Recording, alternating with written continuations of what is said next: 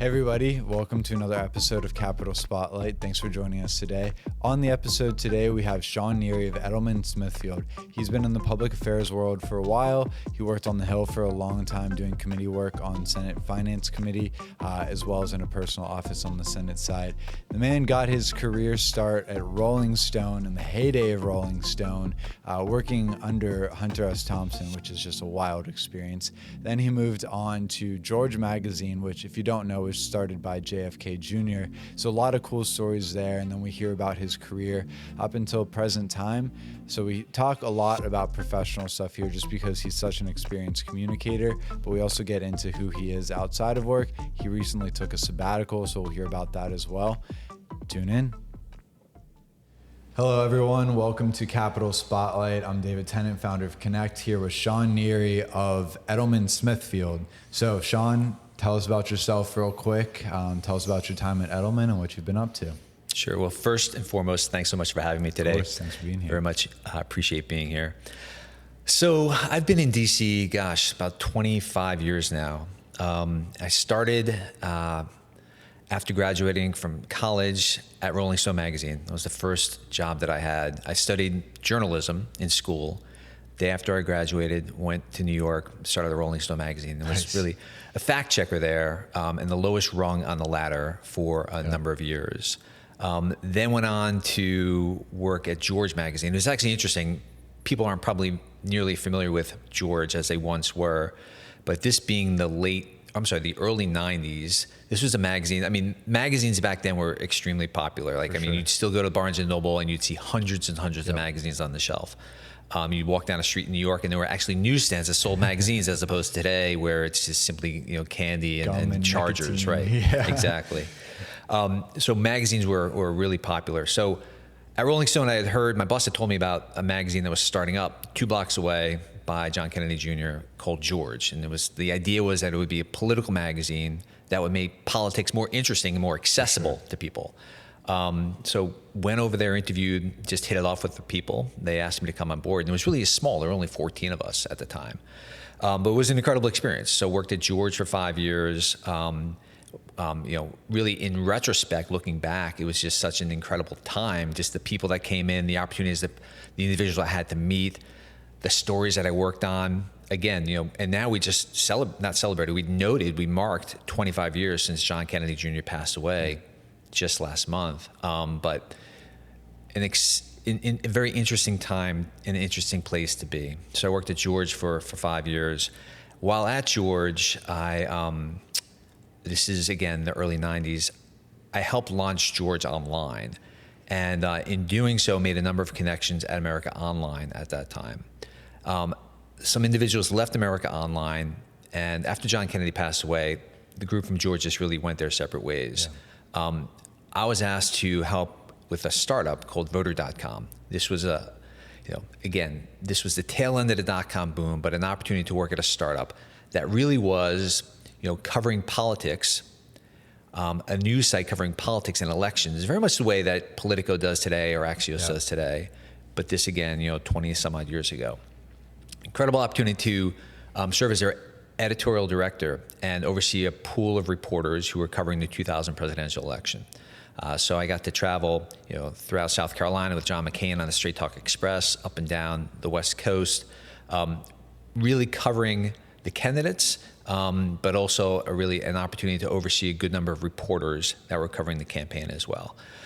Again, I noted this was the tail end of the .com boom, so money quickly evaporated. I mean, we had a 23-year-old CEO. We had something like $30 million of venture capital funding. We went through it very, very quickly because the idea back then was go big, go large, and get acquired by an AOL, a Yahoo, or whatnot. Didn't happen. I saw the handwriting on the wall, and it was an opportunity for me to jump elsewhere. And I went to a nonprofit that General Colin Powell had founded called America's Promise.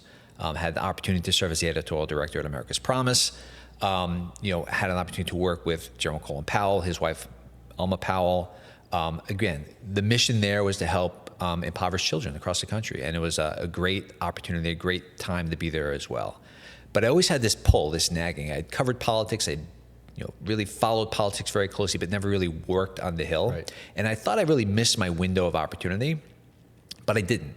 And I developed connections to individuals who knew Senator Kent Conrad on Capitol Hill, Democrat from North Dakota, and went in to meet with him when he was looking for additional staff for his communications team. Hit it off with him, and he asked me to come on board. And I worked with Senator Conrad for about 8 years.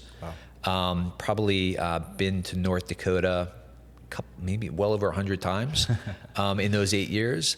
And a great experience, just learned so much. And Capitol Hill was just an amazing place to be.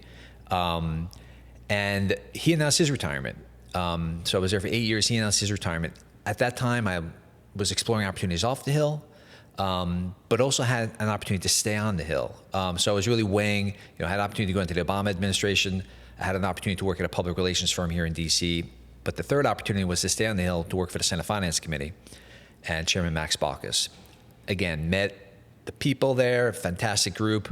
Met Senator Baucus, great individual, and they asked me to join them. So spent 2 more years on Capitol Hill, making it a total of 10 years, a full decade. There you go.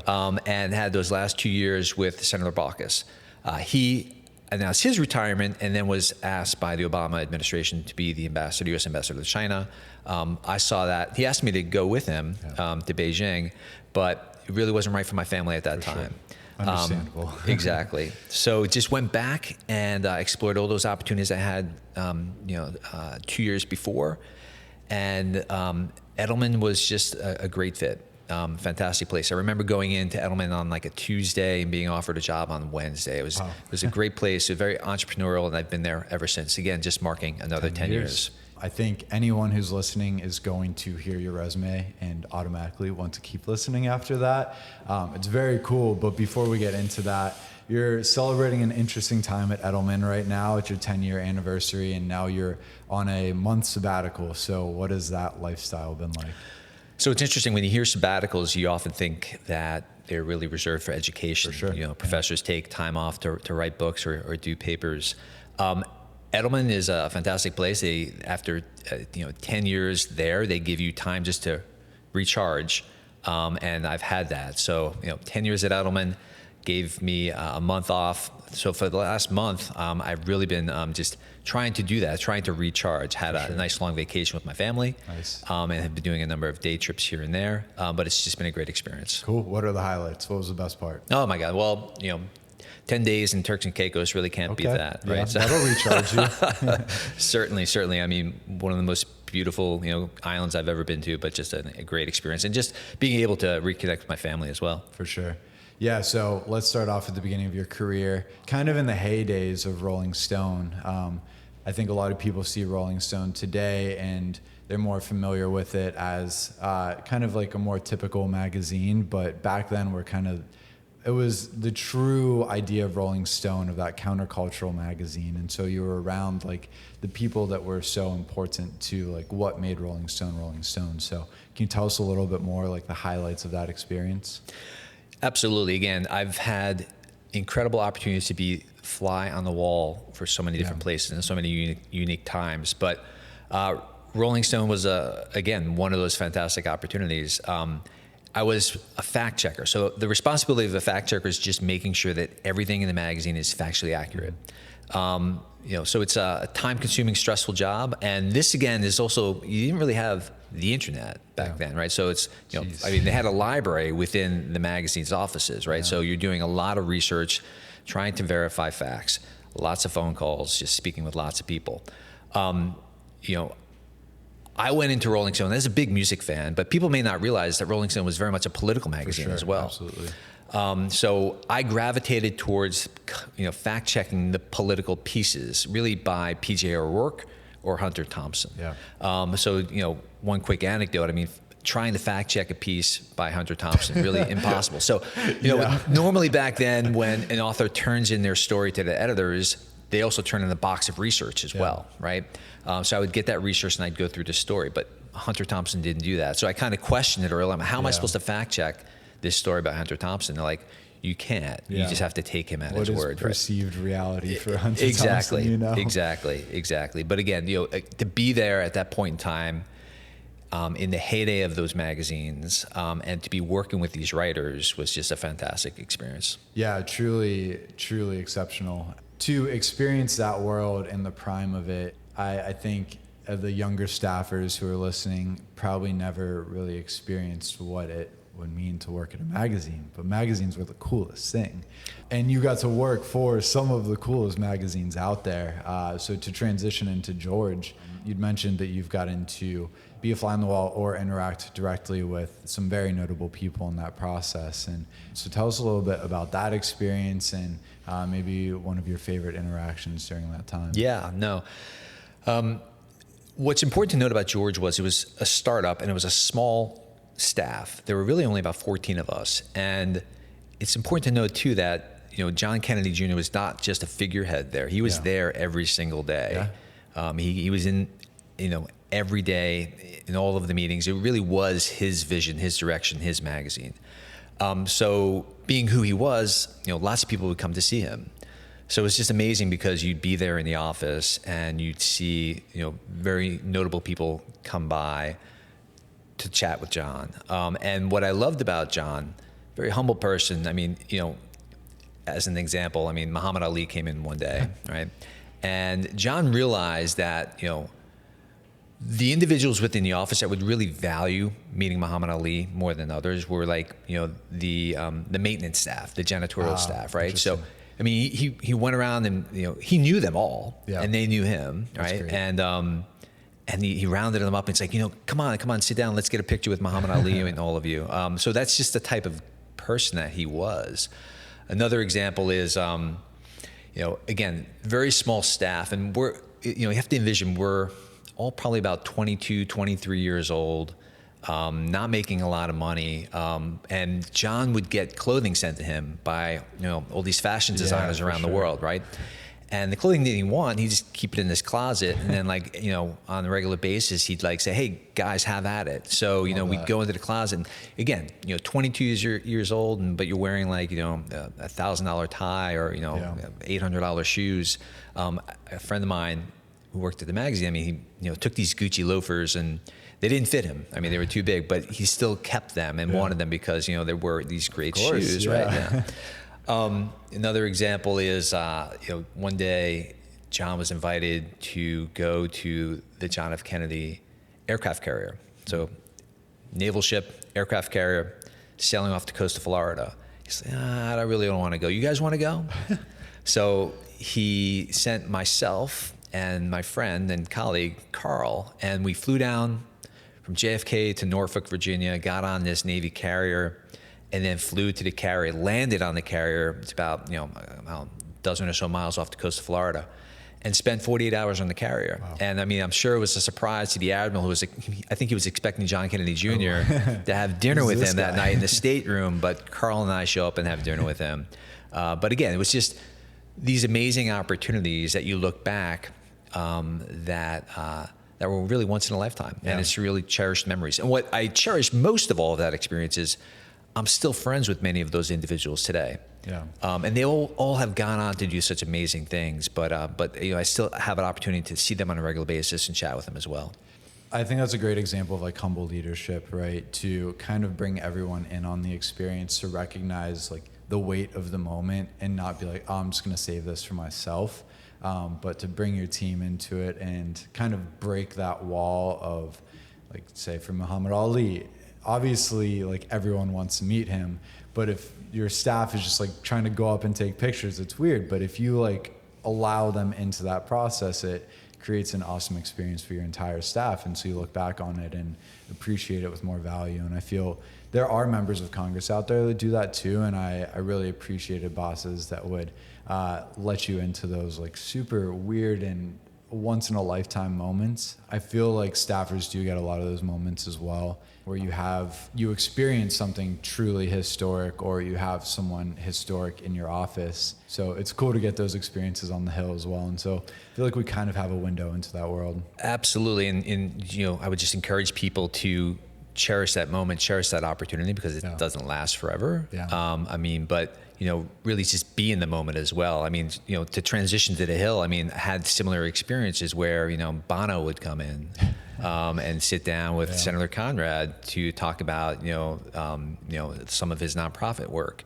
And to be there, again, to be a fly on the wall, to have a picture with Bono was just amazing. Yeah, for sure. And then if you ever want to like keep those experiences going, definitely stay on the Hill or stay in those worlds. Don't start a company, because then no one will care who you are for like the next 10 years. So word to the wise, don't start a startup if you want to keep having those experiences. Or you can make it really big one day. So, but yeah, it completely changes that. Like I appreciate, I worked for a Georgia member, and it was when Chris Evans was doing the whole like Hill tour and having the interviews with members, and I was new to the office, didn't know anyone, or barely knew the member, and he's like, "Hey, come along for this. Like, you're my press staff, so come hang out." And so it was cool that he let me in on that experience. But there's weird ones, like you'll see Paris Hilton or like whoever it may be just walking around the Hill one day. So super cool experience that you don't really get in many places. No. Yeah, so all right, let's move on to your Hill career a little bit. You had the opportunity to work in kind of a center-left office where you didn't really get the opportunity to use the caucus talking points and kind of follow that traditional comm staffer route where it's like, all right, we follow what leadership does and we know where to go from there. So how did you figure out like how to work on a bipartisan basis in that process, but also kind of craft your own message unique to your office? Yeah. That's the thing, I worked for two very unique individuals, two Democrats from very deep red states, and they were extremely successful. I mean, their careers were decades, representing those states in the Senate. And they managed that by always remembering who their constituents were first and foremost, right? So, you quickly learn that the most important media is not the New York Times or the Wall Street Journal, right? It's the hometown papers, right? And putting those papers, that media, those constituents first and foremost. But there were some challenges as well, working for Democrats from red states. You mentioned caucus meetings. I mean, that's a perfect example. It's, I'd go into the weekly caucus meeting and you'd be handed talking points by leadership. At that time, it was Senator Harry Reid. And those talking points, which were great for the party, but not necessarily great for my boss. Yeah. So he really couldn't necessarily use them at home. So it was really just, staying in constant contact with caucus and leadership, and and helping as much as you could, but also knowing at the end of the day, it's your boss, it's your member who is your priority, and it's the constituents that are the priority. Yeah. So it was challenging at times, but it actually opened a lot of opportunity as well, because that's really when I was able to develop relationships with my colleagues on the other side of the aisle. Because there were a number of colleagues who were in a similar situation, just the opposite. I mean, they were Republicans who were in blue states or less red states. And they also realized that, hey, the caucus message isn't necessarily working for them. We just need to carve our own message and potentially work together. Yeah. I think going back a little bit to your point about who you're messaging towards, I think we get lost in that a lot these days because cable news is so sexy, right? Like it's a thing everyone wants to be on. They want their 5 minutes and they want to use that on Twitter or social media to kind of boost up their credibility. Obviously that's exciting. And it's exciting as a comm staffer as well to go on the bigger shows and to have that clout. But at the end of the day, I feel like, and this could be a contributor to why we don't see as much bipartisanship these days, or like the messaging that we see is, I feel like we don't put as much focus on the local media. And maybe that was just a personal experience, but it seems that true messaging to your community, to your state doesn't matter as much these days. Do you have any thoughts there? Yeah, I mean, I think people often have a warped sense of the audience in which they're speaking to, where those partisan news outlets are really a small minority. The vast majority of the population is not necessarily listening to them. They're getting their news from different sources. More so, they're getting their news from colleagues and individuals that they meet with as well. I often would suggest that individuals get news from multiple sources, including the other side, right? I mean, because you need to understand, well, how is this issue being messaged by, if you're a Democrat, listen to Fox News. How is it being, like, what is resonating? What are they saying that's really resonating with individuals? For sure. And then the same for Republicans. I mean, turn on MSNBC and see how they're messaging issues as well. I mean, I think it's really important for just people to try and gather as much information as they possibly can in order to make an informed decision. Yeah, I think that's a perfect transition into a broader conversation about how to interact with the other side, how to think about the other side, and to take a more educated approach to that process. So I think you're spot on when it comes to look at what the other side is messaging and try to like watch a full hour of that show and not just go, oh, like these people are crazy, like turn that off right away. From like a more intellectual standpoint, how do you like study the other side and really start to understand their thinking and where they're coming from on issues? So I think it's rooted in respect, right? You don't need to agree with an individual. Absolutely, you don't need to agree with them, but you should respect them and respect that they have their own opinion and not diminish what they think. I mean, that we all too often we belittle the other side, both sides, right? Yeah, for sure. And that's the wrong approach, right? It's just respecting first and foremost, and then trying to understand why they think that. You can try and convince them otherwise, but do so in a respectful way. I mean, that's the thing. People aren't speaking. Conversations aren't had. Yeah. Everything is just closed off. It's like just you give the other side the hand and that's it. It's For like sure. It's my way or the highway, and that's not going to work. Yeah. So the best thing in my experience on Capitol Hill was having the ability to develop relationships with individuals on the other side of the aisle, because it quickly made me realize that the Hill is not forever, right? So the relationships that you're developing on the Hill, if you can develop a network with individuals of course, on your side of the aisle, but on the other side of the aisle as well, it's going to be tremendously valuable later on in life in your career, because all of those individuals, I mean, the individuals that you're meeting with on the Hill, the most important thing is just to network as much as possible, right? Meet as many people as possible. Yeah. You'll be so successful at your job if you're not sitting at your desk in the congressional office. You need to be up and about and moving and talking to folks, because you'll develop relationships, you'll network, you'll also hear the other side and hear their thoughts, their opinions on things. And those individuals later in life will be in places that you'd like to do business with them again. For sure. Yeah, I think one of my biggest regrets about my time on the Hill is I was so good about building relationships when I knew what my next goal was. And I'm like, well, I want to become a press assistant and then a press secretary and then get up to comms director. And I had my office that I wanted to be in. And thank God, like all those things came true. And I got to exactly where I wanted to be. And then I decided to stop networking and stop building those relationships. And I was truly doing it from like an intentional, like wanting to know people perspective and not just trying to be transactional. But I got into this mindset of like, oh, well, I'm where I want to be now, so I don't need that anymore. And then fast forward 2 years when I'm starting a business, I kind of had to start from scratch in a lot of those areas, whether it was like building relationships with Hill staffers or figuring out what downtown looked like and building relationships off the Hill. So I definitely regret, I think it's kind of prideful to just be like, I don't need that part of my life anymore. Because now I look back and I'm like, man, I wish I would have stayed intentional about that process, because those results yield way down the road. And it's this like further looking process than just, do I need it right now or not? It's a challenge. And that's the thing. I've spoken with so many people on the Hill looking to leave the Hill, asking like, what should I do next? How are my skills on the Hill applicable to the real world?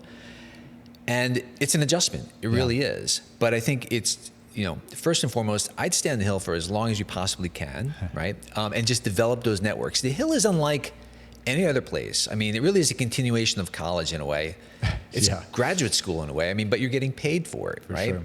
I mean, where else will you have the ability to go to work every day with hundreds and hundreds of your peers that are the same age, very social atmosphere, to go and have lunch in a cafeteria with a friend, to call a friend up and say, hey, you want to go grab a snack in the middle of the day? I mean, so it's a great experience, and you really need to get everything you can from it.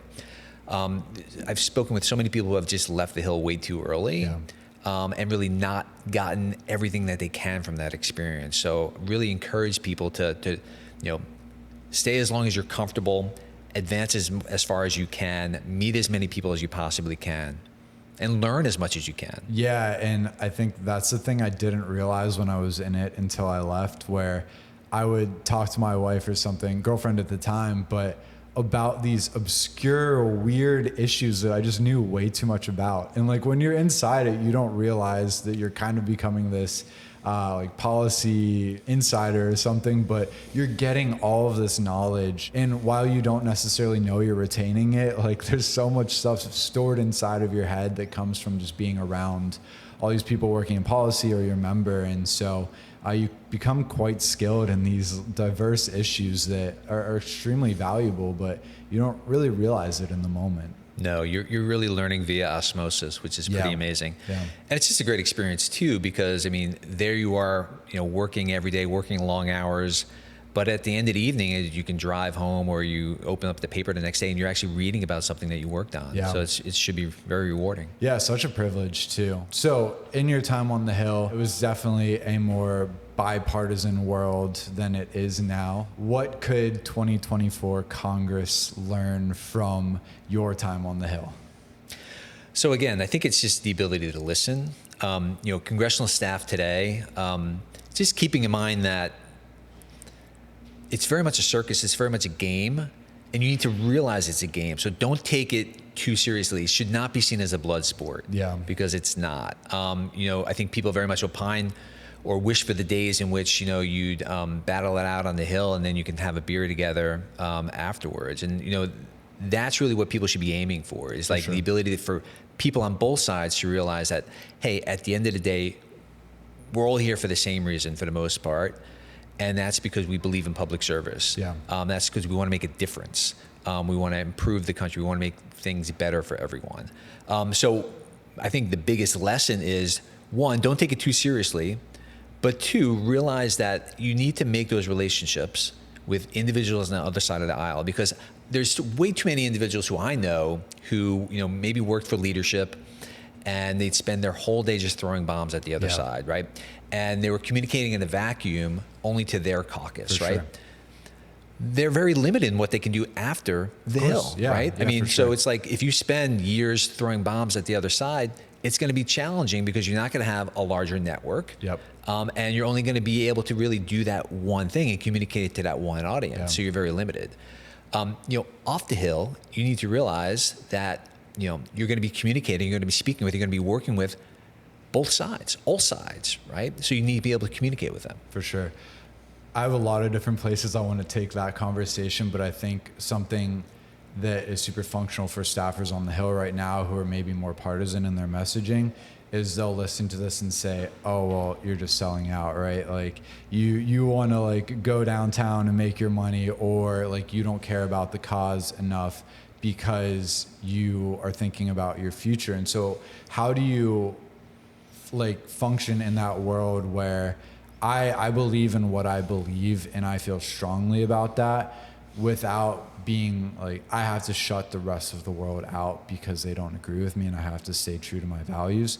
I think there's a way to accomplish both. And I think a lot of times from what I've seen on the Hill is people who are very like in their partisan messaging echo chamber kind of just put everyone else like, oh, you're not a true Republican or Democrat, so like, what do you really know? So how do you fight that kind of mindset on the Hill?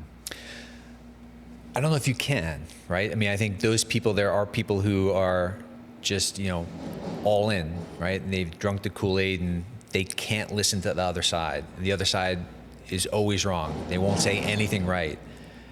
And in my opinion, and I think many people's opinion, that's just naive. That's closed-minded. I mean, to say that the other side never has a good idea is ridiculous, right? I mean, so at the end of the day, the key is to be pragmatic. And in my mind, you're looking to accomplish a goal.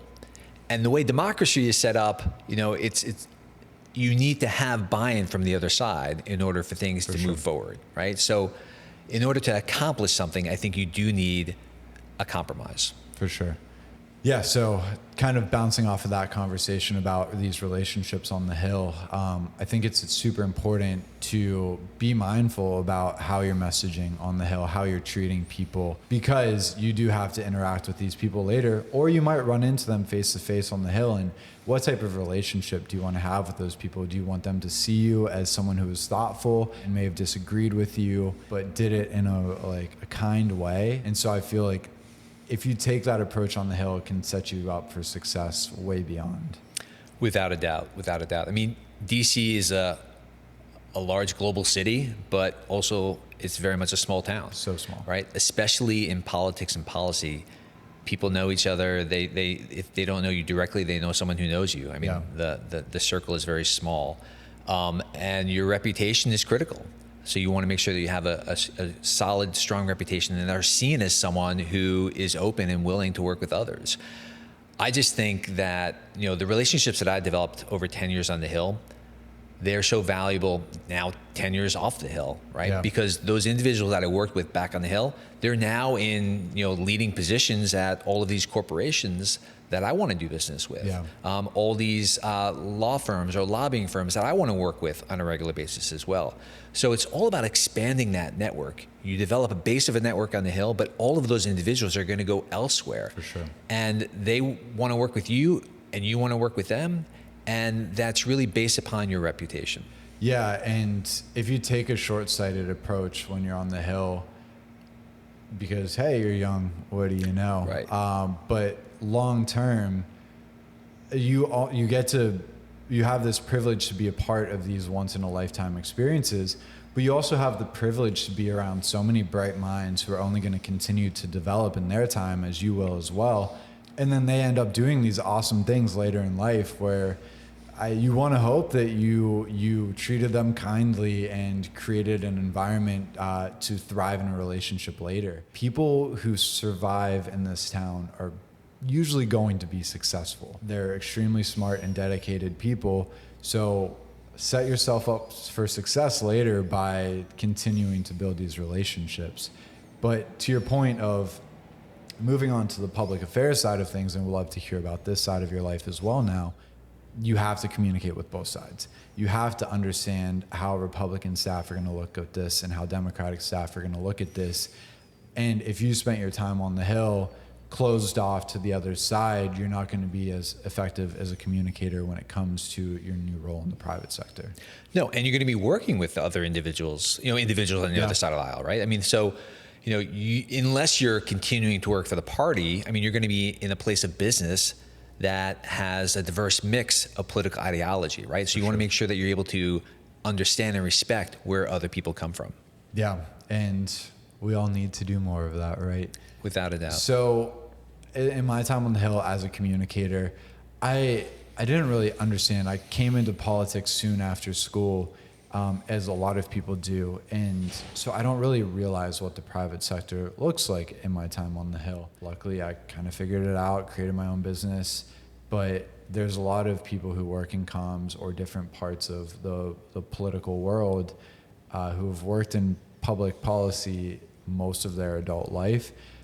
So they're unsure of that transition to the private sector. So would you mind giving an insight into what the public affairs world looks like? It's a term that everyone knows and is familiar with, but how does that actually apply to what you do for work?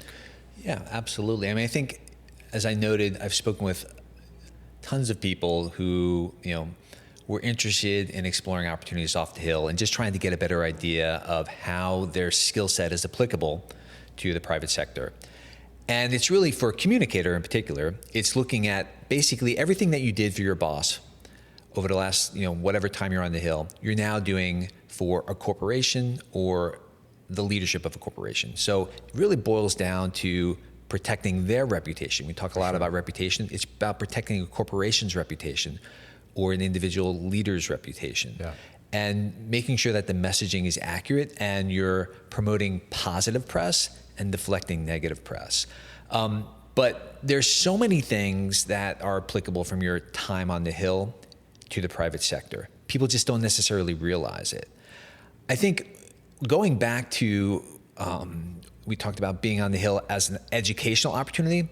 I think it's really beneficial for individuals to lean into a topic as well, right? So if you have an opportunity to study finance, or to work on the portfolio that has finance in it for your boss, or healthcare, or trade, or labor, whatever it is, it's good to be a specialist as well as a generalist, right? For sure. Because you don't necessarily know what job you're going to be applying for.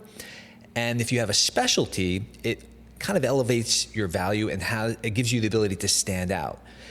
A generalist, you want to be able to be flexible, a utility player who can do lots of different things, but the ability to dig deep on one or two issues really will help you stand out. For sure. And I think that's something that policy staffers kind of inherently have, because whether they choose it or forced into it, who knows, but like they have their policy priorities. They have their certain areas that are for them. But for communications staffers, it has to be a more intentional process.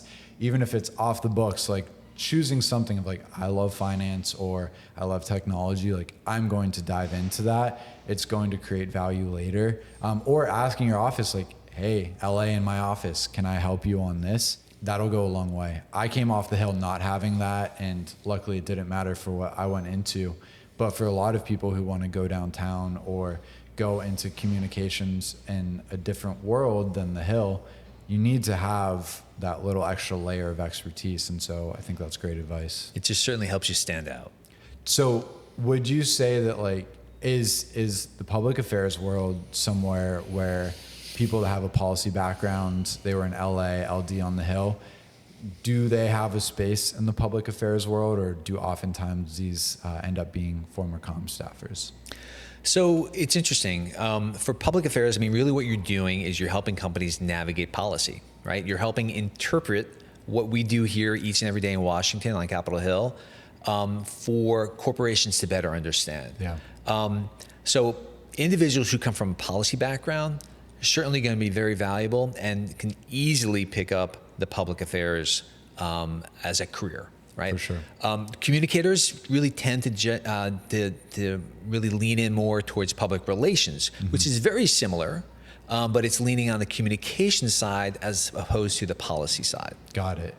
All right. Well, I think that gives us really good insight into where people can take their careers. But I think it's important before we leave this conversation to learn about who Sean Neary is outside of work. Who are you as a person? As a person, I'm a father. I was noting earlier, one just started high school this morning. The other just went off and is going to be completing his last year of high school this year as well. I'm a coach. I coached both my sons for many, many years in lacrosse. Nice. And I really, I consider myself a team player for Edelman Smithfield, where I work. I mean, I oversee a very large group. They're an incredible group. They're an incredible group of individuals, and the work that they do every day is just fantastic. I very much enjoy who I work for. The company I work for is very entrepreneurial. So, I mean, I think that's also something individuals should really look for when they're looking for their next move, is the ability to go somewhere where you can continue to learn and grow. Yeah. I've been very fortunate to have that opportunity because, I'm not at a place where you're watching the clock every day. I'm at a place where, very much like the Hill, things are different every day. You're faced with new clients, with new challenges, and you're constantly learning. And you really want that. You don't want a career where you're going to go somewhere and you're going to plateau and you're not going to continue to learn. For sure. And again, I consider myself fortunate to be at Edelman, where I'm continuing to learn, continuing to grow. And it's very entrepreneurial. They really encourage individuals to push themselves. Yeah, that's great. I think that's super important to the health of a business too, and to the health of the individual. 2 quick questions for you to end with, because we have to know these things from you, because you've been here for a long time, you're extremely successful, and it's not an easy place to stay for a long time. Like, things have to go right, and you have to have a certain mindset to power through that. So from Connect's perspective, we think a big part of that is community. So how have you developed a community here, and what tips you have to developing that community to make you successful long-term in this city? So I think it really goes back to networking, but it also goes back to always taking that call, right? I mean, whether it's like an intern on Capitol Hill or whether it's a reporter, if you're a communications director, I mean, that reporter that might be at that, what you consider tier 3 publication, always taking the call, because those individuals will continue to grow. And you want to make sure that you've developed a relationship with them that later on, they'll come back to you and they can be helpful to you and you can be helpful to them. So I think it's always being willing to take that call to help people, because DC is a transactional city. Yeah. That's really very much what I love about it. I mean, there are individuals who will just call you up and say, hey, you want to grab coffee? You know, I read this op-ed that you wrote. Yeah. You want to grab coffee? You can do it. You call someone up that you want to aspire to where they are today. Mm-hmm. 9 out of 10 people will take that call. 9 out of 10 people will meet with you because they know that at some point in time, it's going to be valuable to have that relationship. We noted earlier, DC is a global city, but it's also a very small community. And it's like you're interacting with these individuals on a daily basis. You're going to see them all the time. So reputation is everything. For sure, especially to like the third tier reporter or something like that, to assume that they're going to stay where you are is to assume that you're going to stay where you are. And so it doesn't give you, either of you, any room to grow in that relationship. No, and that's the perfect example, is like that reporter that's calling to speak with your boss from that tier 3 publication. Be polite in how you turn them down, right? And not only turn them down, develop a relationship with them. Try and be helpful to them, because I guarantee you 2 years from now, they're going to be in a tier 1 publication, right? Yeah, for sure. Like, I know a friend who started at Nexstar and now they're at CNN and they have an important role there. Like, exactly. These things happen quickly too. And if they're good at what they do, recognize talent no matter where they are as well. Without a doubt. So last question for you. If you are in your position, which you are, hiring someone looking at a former Hill staffer or a current Hill staffer looking to move over to the private sector, what type of qualities are you looking in someone to hire? So polished and professionalism, right? You want someone who can come in and really, this is something that we face all the time. You don't want to be a fly on a wall, right? I mean, you don't want to be sitting back and just listening. You need to be proactive. You need to be engaged, and you need to be offering something. I mean, you know, in my job, you know, our clients are paying us a lot of money to provide counsel and advice, right? So it's like, you need to be doing that. You need to insert yourself. You will be successful if you push yourself. So I think that is critical. But on top of that, it's again going back to that networking. I love to see people come in and, you know, I look at how many followers or how many people they know on LinkedIn, right? I mean, if you see someone that has 10 people versus someone who has 500 people that they're connected with, you know, you're going to gravitate towards that larger number, right? Because they have that network. Gotcha. So, sorry, real last question. Sure. How do you do that authentically? Like, how does someone build their network and grow to that big number on LinkedIn or something like that, but do it authentically so you're building relationships that truly matter? Yeah. I mean, that goes back to what I said earlier, where a congressional staffer will be most successful not sitting behind their desk every day, right? I mean, so, you know, I would tell others when I was on the Hill, and myself included, I mean, every day I'd be out in the hallway right in front of the Senate chamber, just chatting with reporters, talking them up, learning who they are, learning what they're covering, trying to be helpful to them, not only to reporters, but congressional staff as well. I mean, so it's just building that network. So being authentic by being yourself, but pushing yourself and being out there. Yeah, you got to get yourself out of your comfort zone. It's really weird to walk up to someone you don't know, but can go a long way. No, and it goes to social events as well. I mean, there's no lack of opportunity for you to go out after work to a reception and then just go up to individuals there and meet them. Ask them, you know, what they do. Show interest take a general in them. Interest. Exactly. Great. Well, thank you for the time today, Sean. You have quite the resume. It's very impressive to get the opportunity to speak to you. So I'm sure our listeners appreciate it as well. So thank you. I appreciate it, and I appreciate the time. Great. Everyone, thanks for listening.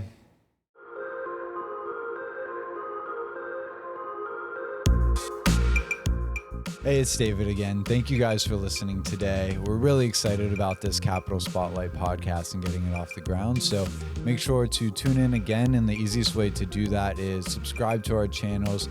Check us out on social media at Connect App, CNCT, APP, basically everywhere. So find us there, subscribe to our newsletter, and check out our website, capitalconnect with an O.com. Thanks, guys.